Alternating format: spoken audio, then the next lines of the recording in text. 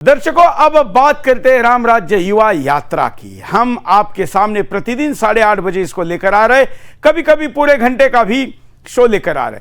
कल हमने आपको कहा कि अब हम बहुत ही किसी चैनल का नाम लेने की जरूरत नहीं, लेकिन अंतर्राष्ट्रीय स्तर पर जो डॉक्यूमेंट्री चैनल चलते हैं, नेशनल ज्योग्राफी हो या फिर डिस्कवरी हो, उस तरह के हम कुछ पैकेजेस, मंदिरों के दर्शन हम आपको करा रहे हैं। कल भी हमने आपको जो किया था, दिखाया था, उसके लिए मुझे देश विदेश से कई फोन आए कि हमने कैसे कायगांव का या कुपरगांव का वो मंदिर दिखाया जो आज तक आपने नहीं देखा। प्रभु राम जी जिन स्थानों पर गए थे, ऐसे में से कई स्थानों को आज भी हम आपको दिखाते हैं। देखिए राम राज्य युवा यात्रा का यह प्रस्तुतिकरण।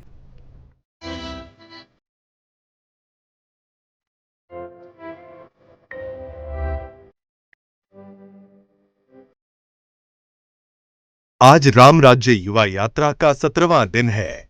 अशोक वाटिका से चलकर अयोध्या जा रही इस यात्रा को श्री राम जी के पद चिन्ह वाले स्थानों पर ढेर सारा प्यार मिल रहा है।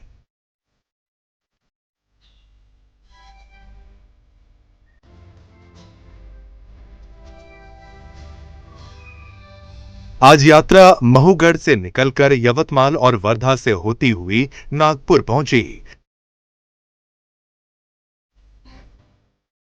जब राम राज्य युवा यात्रा महूगढ़ पहुंची तो भारती जी के आश्रम में गौ माता द्वारा बछड़े को जन्म देने के बाद श्री प्रदोष चव्हाणके जी ने गौ माता को गुड़ खिलाया। तत्पश्चात प्रणाम कर गौ माता से आशीर्वाद ग्रहण किया।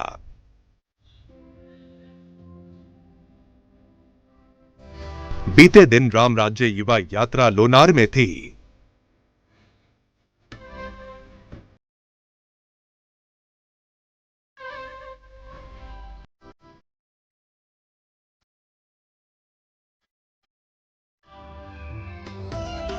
भगवान श्री राम के वनवास मार्ग का एक महत्वपूर्ण पड़ाव है महाराष्ट्र की लोनार झील। श्री राम जी ने इस स्थान पर माता सीता जी और भाई लक्ष्मण के साथ कई दिनों तक निवास किया था।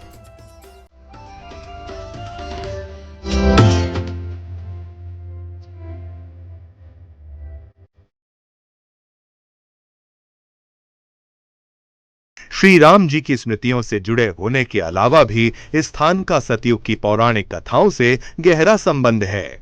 वर्तमान वैज्ञानिक युग भी इस झील के आसपास ही मंडराता दिखाई देता है। आखिर क्यों लोनार झील सतयुग से लेकर आज तक लोगों को अपनी ओर खींचता रहा है? क्या है लोनार झील का रहस्य? आइए जानते हैं।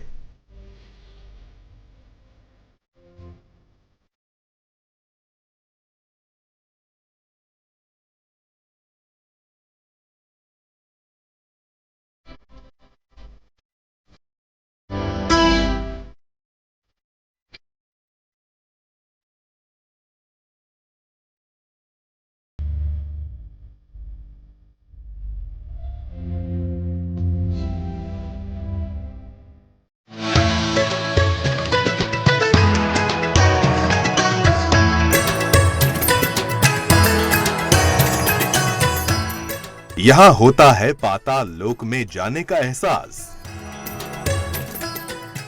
यहां काम करना बंद कर देता है दिशा सूचक यंत्र। बिना रोशनी के शरीर की बनती हैं 7-7 परछाई।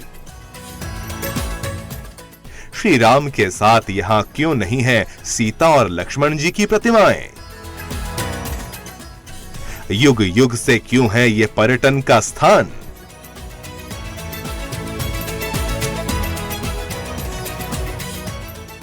क्यों यहां रहता है दुनिया भर के वैज्ञानिकों का डेरा? महाराष्ट्र के बुल्ढाना जिले के इस लोनार क्षेत्र को लेकर उठने वाले ये सवाल एक अबूझ पहेली की तरह हैं। 52,000 साल से भी ज्यादा पुराने इस क्षेत्र के इतिहास के तार त्रेता युग में भगवान श्री राम से भी जुड़ते हैं।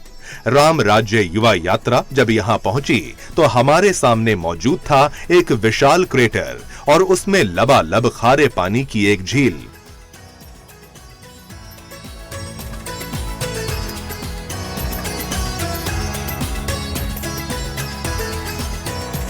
इस स्थान पर भगवान श्री राम, लक्ष्मण जी और सीता जी ने अपने वनवास काल का एक बड़ा समय बिताया था। भगवान श्री राम से गहराई से जुड़े इस स्थान को ठीक से समझने के लिए ये जरूरी था कि इस स्थान की गहराई में उतरा जाए। चारों तरफ से विशाल पहाड़ियों से घिरी इस झील के किनारे तक पहुंचने की शुरुआत होती है पहाड़ी चट्टानों को बड़े बड़े टुकड़ों में काटकर बनाई गई सीढ़ियों से।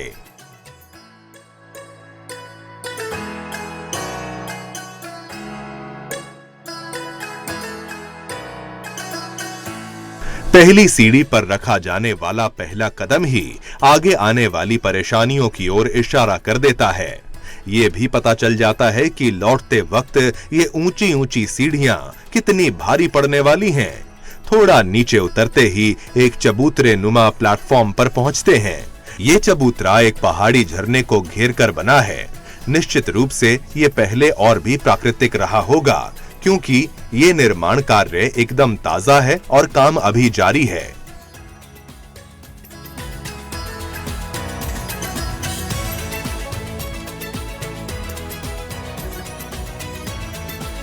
असली उतराई यहीं से शुरू होती है। जैसे जैसे कदम नीचे उतरने लगते हैं, प्रकृति आपको अपनी गोद में लेने लगती है। थोड़ा और नीचे उतरने पर भगवान शिव का पहला मंदिर मिलता है। काले पत्थरों से बना ये मंदिर ध्रुवीय प्रदेशों में रहने वाले एस्किमो के बर्फ से बने घर इग्लू की तरह लगता है। चारों तरफ से एकदम पैक, हवा भी अंदर ना जा सके।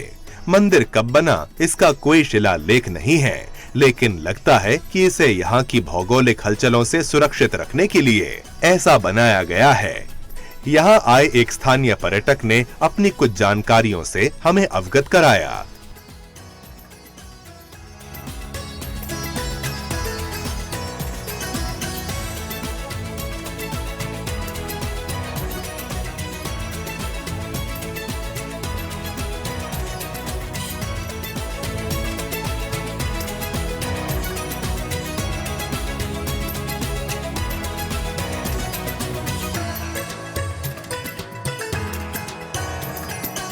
यहाँ से और नीचे जाने का रास्ता विविधताओं से भरा मिलता है। कहीं पहाड़ी झरनों को पार करना होता है, कहीं ऊबड़ खाबड़ चट्टानों वाला रास्ता है, तो कहीं घने जंगल की टेढ़ी मेढ़ी पगडंडियां हैं। इन पगडंडियों में कई पुराने और सूखे पेड़ धराशायी हुए भी मिलते हैं। ये पूरा क्षेत्र अभयारण्य भी है, इसलिए वन्य जीवों की उपस्थिति वाले बोर्ड भी मिल जाते हैं। पक्षियों में हरीलाल, रानकवड़ा, मोर, स्वर्गीय नर्तक खूब हैं। वहीं झील का खारा पानी फ्लेमिंगो को भी आकर्षित करता है।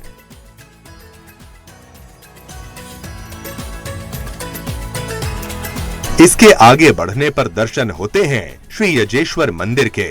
यहाँ भगवान श्री राम का एक ऐसा मंदिर भी है जहाँ उनकी एकदम एकल प्रतिमा स्थापित है। इस स्थान पर विज्ञान के कई चमत्कार देखने को मिलते हैं और विज्ञान के कई नियम धराशायी होते हुए भी दिखते हैं। मैं यहाँ पर तकरीबन 18 सालों से एज ए गाइड करके काम कर रहा हूँ। मेरे पीछे है रामगया टेम्पल। मैं थोड़ा सा लोनार का इन्फॉर्मेशन आपको बताना चाहूँगा आपके द्वारा कि लोनार तक लोगों ने क्यों आना चाहिए। लोनार का जो जिक्र है वो पद्म पुराण, स्कंद पुराण, ऋग्वेद, इसमें भी लोनार के बारे में जिक्र है, पर लोनार का वहाँ पर नाम आपको अलग अलग दिखाई देता है। यहाँ पर तकरीबन 14 टेम्पल्स है लोनार लेक के अराउंड। वैसे तो ऐसा है कि जो टेम्पल्स है वो 19 है, पर ज़्यादातर यहाँ पर शिव जी के टेम्पल्स है। आज जैसा हम साइंटिफिक पर्पज के हिसाब से लोनार देखने आते हैं कि मीटराइट इम्पैक्ट है, पर पुराणों में इसके बारे में जिक्र है। 1000 साल पहले अगर आपको 12 ज्योतिर्लिंग अगर करने हैं तो पहले पॉसिबल नहीं था। आपको भारत भ्रमण जिसको पैसा है वही कर सकता था, पर एक विष्णु गया जहाँ पर आप जाके विजिट कर सकते हो, यानी आज का हमारा लोनार विष्णु गया। इसलिए कि यहाँ पर एक स्टोरी है, लवणासुर नाम के बारे में एक जिक्र है कि लोनार का नाम लोनार ही क्यों गिरा। तो लवणासुर नाम का एक डीमन था जिसको मारने के लिए भगवान विष्णु ने यहाँ पर अवतार लिए थे, जिसको दे भाई थे गयासुर और कोलासुर। उनको मारने के बाद में आकाशवाणी हुई कि लवणासुर को मारने के लिए भगवान विष्णु यहाँ पर आने वाले, तो उसने ये लोनार लेक का गड्ढा बनाया, ऐसी स्टोरी है। उसके हिसाब से लोनार में लोग आते हैं कि यहाँ पर लवणासुर को मारा था, फिर लोनार नाम गिरा। फिर यहाँ पर गंगा का उगम स्थान भी है जहाँ पर लवणासुर को मारा गया था, कोई वेपन उसे मार नहीं सकता था। तो भगवान विष्णु ने उसके नाभि के ऊपर अपने पैरों के अंगूठे के नाखून से रब करके मारा है। जब रब करके मारा तो उनके पैरों को खून लग गया। वो खून धोने के लिए खुद गंगा यहाँ पर अवतरित हो गई। आपने जो गोमुख देखा वो गंगा का उगम स्थान माना जाता है। यहाँ पर गंगा खुद अवतरित हुई थी। जब भगवान विष्णु ने अपने पैर धोए तो तीर्थ में कन्वर्ट होगा। उसके बाजू में जो रखा है उसे कहा जाता है ब्रह्मकुंड। लोनार 1000 साल पहले भी टूरिज्म था, एक धार्मिक टूरिज्म था। जैसे आप यहाँ पर आएंगे, 12 ज्योतिर्लिंग का यहाँ पर रेप्लिका आपको देखने को मिलती है। हर शिवलिंग का स्ट्रक्चर अलग अलग है। हम मेरे बाजू में जो एक टेम्पल है रामेश्वरम का जो शिवलिंग है, सेम उसका कॉपी है। जो रामेश्वरम, जिस शिवलिंग का स्थापना खुद श्री राम ने जी किया था, जब रावण को मारा था तो कहा गया कि आपको प्रायश्चित करना है, तो उन्होंने शिवलिंग का निर्माण किया कि जिसमें 3 लेयर्स थे। मानो ब्रह्मा, विष्णु और महेश तीनों इसमें विराजमान है।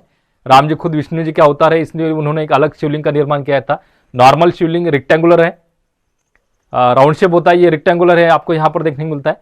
पर एक सरकार से मेरी ये दरख्वास्त है कि यहाँ पर जो टेम्पल्स है उनको अभी भी रिनोवेट नहीं किया गया। जितने भी रूइंस है उसको प्रॉपरली अगर क्लीन करके फिर से असेंबल करने का प्लान होगा तो फिर से हमारी ये जो धरोहर है वो लोगों तक पता चलेगी। यहाँ पर जितने भी टेम्पल्स है वो 90% तोड़े हुए हैं। जितने भी मुगल अटैक हुए थे उसमें ज्यादातर शिव जी के टेम्पल को तोड़ा गया था। इतने जबरदस्त बिल्डअप ये टेम्पल है, लॉकिंग सिस्टम से बनाए हुए। मैं जहां पर खड़ा हूं ये यादवकालीन टेम्पल है, 12th सेंचुरी का राम जी का टेम्पल। बस इतना ही टेम्पल बचा हुआ है कि जिसको कलश नहीं था। ज्यादातर शिव जी के टेम्पल तोड़े गए थे। तो उसमें जो बाजू में रामेश्वरम है, जैसा पीछे यज्ञेश्वर टेम्पल था, दैत्य गुरु शुक्राचार्य की वेधशाला जिसे कहा जाता है, वो भी शिवलिंग का स्ट्रक्चर अलग है। कुमारेश्वर टेम्पल है, एक यज्ञेश्वर टेम्पल है यहाँ पर, एक कुमारेश्वर टेम्पल, एक वागेश्वर महादेव टेम्पल, एक अंबरखाना टेम्पल। हर टेम्पल का जो शिवलिंग है वो अलग अलग शेप का है। यानी 1000 साल पहले भी लोगों को 12 ज्योतिर्लिंग पता था, सेम उसका रेप्लिका यहाँ पर उन्होंने बना के रखा। अगर आपको भारत भ्रमण करना पॉसिबल नहीं, आपने अगर लोनार को विजिट किया, यानी उस वक्त के विष्णु गए को विजिट किया, तो आपके 12 ज्योतिर्लिंग यहीं पर होते थे। तो मैं लोगों से दरख्वास्त करना चाहता हूँ कि लोगों ने फिर से यहाँ पर आना चाहिए। और ये बहुत रेयर पॉइंट है जहां पर हम खड़े हैं। 70% लोगों को ये पता ही नहीं कि राम जी का यहाँ पर टेम्पल है। पर जो मोदी सरकार अभी कर रही है कि राम जी का जितने भी 14 वर्ष वनवास में जहां जहां घूमे हैं, आज का हमारा लोनार अगर आपने देखा पद्म पुराण और दंडकारण्य का पार्ट, उसमें एक मधुमती नाम का शहर है कि जहां पर राम लक्ष्मण सीता इन्होंने वास्तव्य किया था, यानी आज का हमारा लोनार। तो इतना महत्वपूर्ण ये पॉइंट है, तो आप प्लीज विजिट कीजिए लोनार को। धन्यवाद। ये देखिए हम क्या होता है कि कंपोस्ट को ऑब्जर्व करते हैं। अगर हमको कहीं पर जाना है तो हम कंपोस्ट यूज करते हैं। जनरली जहां पर रेड नीडल होगा वहां पर हम नॉर्थ डायरेक्शन मान लेते हैं। ये नॉर्थ है तो हम इसको यहां पर फिक्स कर देंगे। अब जहां पर मैग्नेटिक फील्ड एक्टिव हो जाती है वहां ये वर्किंग करना छोड़ देगा। सेम मैं इसको इसी डायरेक्शन से थोड़ा आगे पीछे मूव करूंगा।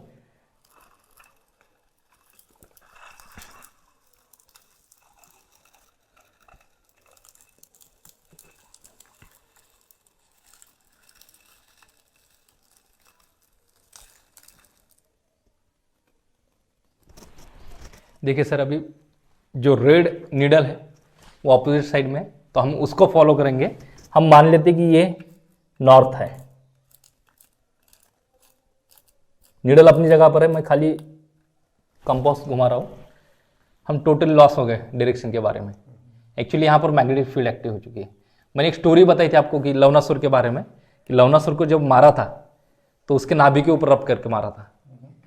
अब जो जापान के पोलर रिसर्च सेंटर ने यहाँ पर रिसर्च किया, उनका मानना था कि ये तो हम मान लेते कि नाभि स्थल पर रब करके मारा था भगवान विष्णु जी ने, पर उस वक्त यहाँ पर ग्रेविटेशन फोर्स बहुत ज्यादा था। जैसे हम अभी बर्मुडा ट्रायंगल के बारे में सुन रहे हैं, तो सेम बर्मुडा ट्रायंगल इतना ही ग्रेविटेशन फोर्स यहाँ पर होगा कि जो मीटरॉइड यहाँ पर अट्रैक्ट हुआ और उसने यहाँ का जो एरिया है वो चेंज कर दिया।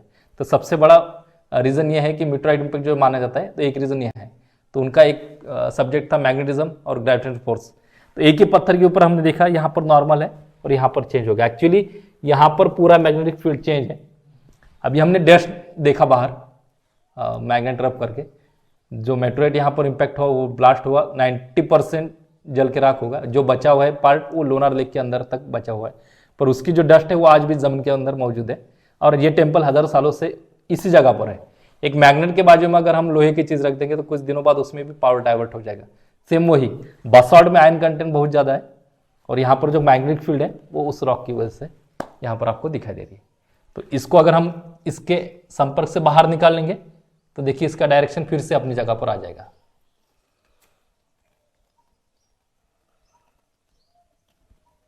नीचे रखो। Thank you.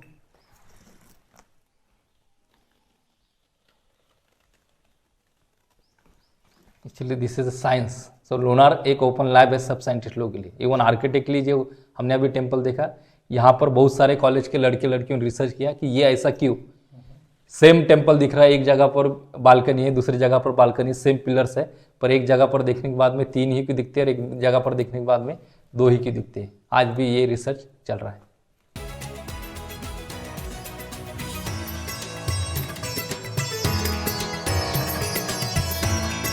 हैरानी है कि विज्ञान के ये सारे तथ्य हमारी पौराणिक कहानियों से एकदम मिलते दिखाई पड़ते हैं। बस समझ लीजिए, टर्मिनोलॉजी थोड़ी चेंज है। यही वजह है कि ये स्थान देशी विदेशी पर्यटकों के लिए हमेशा आकर्षण का केंद्र रहा है। मेरा नाम अजय पटलूरी है। मैं कनाडा से हूँ, ओरिजिनली आंध्रा से हूँ। उधर जाके 30 साल हो गया। हमको इंडिया में सब ओल्ड टेम्पल्स वगैरह है, जो कंस्ट्रक्शन है उसका स्टोरीज वगैरह वो पढ़ने में बहुत दिलचस्पी है। तो मैं बहुत साल से रिसर्च कर रहा था और लोनार लेक के बारे में मैं बहुत कुछ सुना था और पढ़ाई भी की थी। तो मैं आज इधर आया हूँ।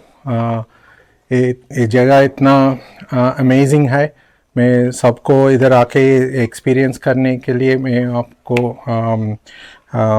आई invite you to come here.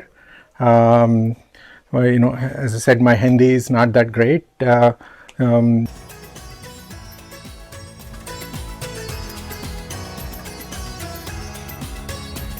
इस स्थान पर प्रभु श्री राम के वनवास से जुड़ी स्मृतियों में सीता माता के स्नान करने का जो स्थान था वो महत्वपूर्ण है।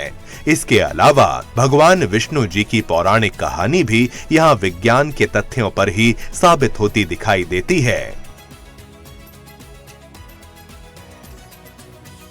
यहाँ पे जो टूरिस्ट लोग आते हैं, ये सीतानानी यहाँ जो टूरिस्ट लोग आते हैं, ये पूरी श्रद्धा से और स्नान करके जो भी है अपने मन में वो इच्छा होती है। और आपको जो भी ये त्वचा से गले जो रोग आए पूरे, वो भी आपको जो यहाँ से 2 बार नहाने हो गए वो पूरा कम, जैसे खुजली आना, वो दाग आना पीछे से, वही। तो इस हिसाब से पूरा ये ऐसे मंदिर 12 ज्योतिर्लिंग है। और यहाँ पे कमलजा माता का मंदिर है जो बहुत प्रसिद्ध है। यहाँ से आपकी जो भी मनोकामना होगी पूरे सच्चे दिल से मांगोगी तो वो पूरी हो जाएगी। और अभी तो ये सेंट्रल गवर्नमेंट के हिसाब से पुरातन खाते में गया है, तब से यहाँ पे लोगों की भीड़ कम हो गई है। लोगों का रश कम हो गया है, जाने के लिए एंट्री नहीं है, एक ही है। नहीं तो पूरी जगह से पूरा ये घूमने के लिए बहुत दूर दूर से टूरिस्ट लोग आते थे। लेकिन यहाँ क्या हुआ, अभी फ़िलहाल में जो ये है अभी प्राणी जो यानी बिबटे वगैरह वो छोड़े हुए हैं, पहले नहीं थे। तो इसकी वजह से टूरिस्ट के मनों में डर लग रहा है अभी कि अंदर जाना है या नहीं जाना, अकेले जाना है। लेकिन उनके लिए कुछ व्यवस्था होनी चाहिए यहाँ पे। और ऐसे ही तरह से पूरे जो राम राज्य में जब आए थे यहाँ वनवास में, तो यहाँ पे एक लवणासुर का वध हुआ था, वो वध भी उन्होंने किया था। और ऐसे पूरे इसमें उन्होंने मंदिर और रहने के लिए कुछ था उनके लिए। और वहाँ पे एक ऋषि मुनि है, जो ऋषि मुनि आए थे उनके लिए भी एक रहने के लिए व्यवस्था है, वो अंदर है। जो वहाँ पे जो वड ऋषि रहते हैं उसमें, तो उसे 10 दिनों का ऐसा पूरा घेरा हुआ है। वहाँ पे वो ऋषि तपस्या करने के लिए आते थे। कुल मिलाकर उल्का पिंड के यहाँ गिरने की बात साबित होने से पहले विज्ञान इसे ज्वालामुखी का मुहाना भी मानता था। बाद में इसे मीटियोराइट क्रेटर मान लिया गया। पर सनातन परंपरा में इस स्थान की कहानी शुरू से लेकर आज तक बिल्कुल भी नहीं बदली है।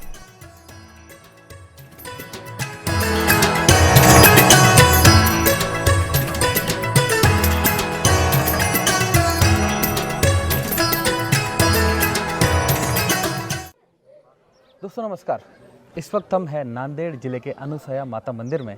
और यहाँ पर सीता माँ जब यहाँ पर आई थी तो अनुसया माता उन्होंने उनको एक ऐसा हार दिया था जिसे जो कभी सूख नहीं सकता था। तो ऐसे ही 2 मंदिर और है। यहाँ पर रेणुका माता का शक्तिपीठ है। और हमारे साथ इस वक्त है श्याम जी महाराज। और आपको पहले तो बहुत नमस्कार। महाराज जी, हमें इस मंदिर के बारे में कुछ बताइए। पहले इस मंदिर के बारे में बताइए, फिर हम बाकी मंदिर की बात करते हैं। तो इसका इतिहास ऐसा है कि जब त्रेता युग आया था उसके पहले का युग जो सत्ययुग उसमें ब्रह्मा जी के 7 पुत्र थे 7 पुत्र में दूसरे नंबर के अत्रि ऋषि थे और देवहूति और करदम ऋषि इनकी पौत्री थी अनुसया माता। इनका दोनों का विवाह हो गया था। उसके बाद उन्होंने घोर तपश्चर्या की यहाँ पे और जब मृत्यु लोक में अनुसया माता एक पतिव्रता थी। ये जब सती सावित्री रेणुका सती सावित्री लक्ष्मी और पार्वती जी को मालूम हो गया कि मृत्यु लोक में भी ऐसी कोई पतिव्रता है तो उनको ईर्ष्या हो गई। तो उन्होंने क्या करा कि अनुसया माता का सत्वहरण करना ये इनके पति के ऊपर छोड़ दिया, जैसे ब्रह्मदेव विष्णु और महादेव पर, कि आप जाके अनुसया माता का सत्वहरण करो। जब भी वो तीनों देव यहाँ आए और उन्होंने ब्राह्मण वेश में आके अनुसया माता को बोला कि हमको नग्न भोजन होना। तो अनुसया माता बोली कि मैं पतिव्रता हूँ, अगर इनको नग्न भोजन दिया जाए तो मेरा पतिव्रता धर्म नष्ट हो जाएगा। फिर भी अतिथि थे वो, अतिथि तो देव रहते, उनको विनमुख जाना ठीक नहीं। तो अनुसया माता ने अत्रि महाराज को बताया कि ऐसा ऐसा है। तो अत्रि महाराज ने बताया ठीक है, ये कमंडलू है मेरे पास, उसका पानी उनके ऊपर छिड़का दो, फिर उनको भोजन खिला दो। तो जब वो भोजन के पन्नी पर बैठ गए, जब भी अत्रि महाराज का जो कमंडलू था उसमें का पानी अनुसया माता ने उनके ऊपर छिड़का दिया। जब वो बालक हो गए, बालक होने के छोटे बाल रूप में आ गए तीनों देव। बाल रूप में आने के बाद फिर अभी अनुसया माता के पास रहने लगे। तो ब्रह्मलोक विष्णुलोक और महादेव लोक में हाहाकार मच गया, क्योंकि ये तीनों देव भी बाहर थे, कहाँ है उनको पता नहीं चल रहा था। जब सावित्री माता, लक्ष्मी माता और पार्वती माता चिंतित हो गई, फिर उन्होंने नारद मुनि ने जाके बता दिया उनको कि या तो मृत्यु लोक में अनुसया माता के पास वो बाल रूप में है। जब ये वो तीनों माता यहाँ आई अनुसया माता के पास और पूछने लगी हमारे पति देव कहाँ है। तो उन्होंने बोला कि ये पाल के अंदर सो रहे। जब भी उन्होंने क्या करा कि ये हमारे पति हमको परत वापस दे दो। उसके बाद अनुसया माता बोली कि लेके जाओ तुम तुम्हारे पति पहचान के। तो बोली कि नहीं, हम पहचान नहीं सकते, क्योंकि तीनों बालक एक ही रूप में थे। फिर अनुसया माता को उन्होंने विनंती की कि वो हमारे पति हमको दे दो। जब भी अनुसया माता उनके पास गई, फिर उनको हाथ लगाने के बाद वो पूरे रूप में पहले रूप में आ गए। जब भी ऐसा या इतिहास है। उसके बाद तो जब प्रभु रामचंद्र, हाँ, तो वही मैं आपसे वही पूछने वाला था कि हम राम राज्य यात्रा लेके निकले और हम वही जाने की ज़्यादा प्रयत्न कर रहे जहाँ पर तीनों देवताओं में से गए थे लोग, श्री राम जी या फिर सीता माँ गए होंगे। तो यहाँ पर दोनों में से कौन आया था? यहाँ पे यहाँ जब प्रभु रामचंद्र जी को जब वनवास हो गया था अयोध्या से, जब वो घूमते घूमते तीर्थ क्षेत्र आ रहे थे, तो पहले यहाँ से 50 किलोमीटर उनकेश्वर है, वहाँ शरभंग नाम के ऋषि रहते थे और उनको कुष्ठ रोग था। तो वहाँ पहले वो आए। वहाँ आने के बाद उन्होंने देखा कि वो जो ऋषि थे उनको कुष्ठ रोग हो गया था और शरभंग ऋषि को लगा कि भगवान हमारे पास है रे, और इस शरीर में हम उनका दर्शन करना ठीक नहीं, इसलिए उन्होंने अपना पहला रूप अलग से रख दिया ढक के और दिव्य रूप धारण करके प्रभु रामचंद्र जी का दर्शन करे। लेकिन लक्ष्मण जब उनके आश्रम में घूम रहे थे तो उन्होंने दिखाया कि नीचे कुछ तो भी है, ऐसा कुछ लगा उनको। उन्होंने उसको देखा तो फिर शरभंग ऋषि के पास गए और ऋषि जी बोले ये क्या है। तो उन्होंने बोला ये मेरा शरीर है पहले वाला, लेकिन प्रभु रामचंद्र आ रहे इसलिए मैंने दिव्य रूप धारण किया। और फिर प्रभु रामचंद्र जी को बताया लक्ष्मण जी ने कि ये शरभंग ऋषि को ऐसा ऐसा कुष्ठ रोग है। तो राम जी ने बोला ठीक है। तो उसके बाद प्रभु रामचंद्र जी ने कहा कि मैं एक बाण मार के यहाँ गर्म पानी तैयार कर दूंगा, इनका रोग नष्ट हो जाएगा। उसके बाद फिर उनको ख्याल नहीं रहा, प्रभु रामचंद्र सीता माई और लक्ष्मण जी या अनुसया माता और दत्त महाराज के दर्शन के वास्ते आए। जब अनुसया माता ने सीता माई को कुमकुम का तिलक लगाया, हल्दी लगाई और एक ऐसा हार दिया कि वो कभी सूखने वाला नहीं था, और आशीर्वाद दिया, वेनी फेनी करी उनकी सीता माई की, और कहा कि ये हार की वजह से तुमको कोई डर नहीं रहेगा। ऐसा यहाँ का इतिहास है।